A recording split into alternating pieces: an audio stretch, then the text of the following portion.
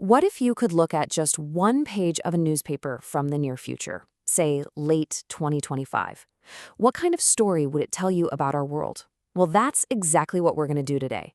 We're going to unpack this one single day's news to really see the massive shifts in global power that are happening as we speak. All right, so here it is. This is our main exhibit for today's explainer. Think of it as a snapshot in time. Now, this is way more than just a bunch of random articles, right? It's like a map of a new world order that's starting to take shape, and you can find clues hidden in pretty much every column. Okay, so here's how we're going to break this down. We'll start with what's happening inside America, these huge forces that are changing the country from within. Then we'll look at the ripple effects, how that's hitting its oldest allies over in Europe. From there, we'll check out some powerful new partnerships that are forming. And then, at the end, we'll pull it all together to see what this new future of global power really looks like. All right, first up, what's going on with America? The articles on this page are pretty clear. They suggest the biggest changes happening on the world stage are actually starting right here at home. So, one of the main articles here is called The Three Revolutions Reshaping American Power. And it points to this trio of, massive internal shifts that are totally changing America's relationship with the rest of the world. Okay, now this is where it gets really interesting. Let's look at how these three things work together. First, you've got this energy revolution, right? All that shale oil and gas means the U.S. doesn't need to rely on foreign energy nearly as much. Second, there's a huge tech and manufacturing boom, which makes the economy at home a lot stronger. And third, and this part is absolutely key, even with all the chaos in the world, people still see the U.S. financial system as the safest place to park their money. So you put all that together, and what do you get? A much, much more self-sufficient America. And here's the big takeaway from all that. This isn't just about money or oil. It's about a huge shift in the American mindset. Because a more self-reliant America, it becomes a more inward-looking America, one that's way less interested in playing the role of global policeman. So you gotta ask, right? When America changes its role on the world stage like this, what happens to everyone else? What about the countries who've spent decades building their entire security around the old America? Well, to find out, let's take a look at Europe. Which brings us to Europe's big crisis.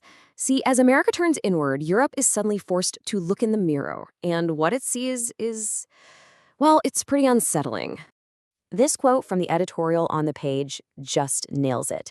It perfectly captures Europe's sudden, really uncomfortable new reality. That unspoken deal that defined everything for the last 70 years, it's over. The American security guarantee, it's not free anymore. Yeah, the editorial basically lays out a perfect storm. You've got pressure from the outside, with the U.S. clashing with Europe on, everything, from how much to spend on defense to major international deals. And then from the inside, you have a continent that's already fractured by things like Brexit and the rise of populism. So Europe is literally getting squeezed from both sides. And that is what the author means by an existential crisis. This isn't just about a few policy disagreements. No way. It's a fundamental challenge to the entire idea of a unified, secure Europe that's been the reality for over 70 years. The big question is, who is Europe, really, without America acting as its protector? But, as some of these old alliances start to fray, new ones are being built. And this newspaper page points to a really big one, the growing partnership between the United States and India. So this timeline here, it's based on an opinion piece on the page, and it shows just how fast this has all happened. I mean, look at this. Back in 2005, they sign a landmark deal. Just 10 years later, by 2015, they're deep into security cooperation. And now, by 2025, the author is calling it a quasi-alliance. That is an incredible transformation.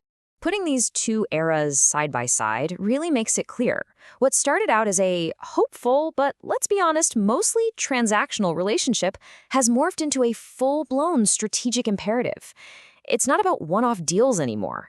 Now, it's about a deep alignment of what both countries need in a world that's changing fast. And if you're wondering what's driving all this, another article on the page, with the pretty ominous title, Blatant Foul, gives us a big hint. The major catalyst here is that both the United States and India are getting more and more worried about China's power. That makes their partnership a critical counterbalance in the Indo-Pacific.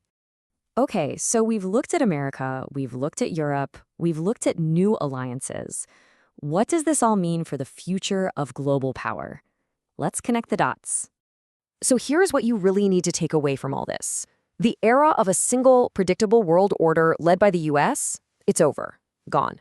It's being replaced by something way more complex, way more fluid.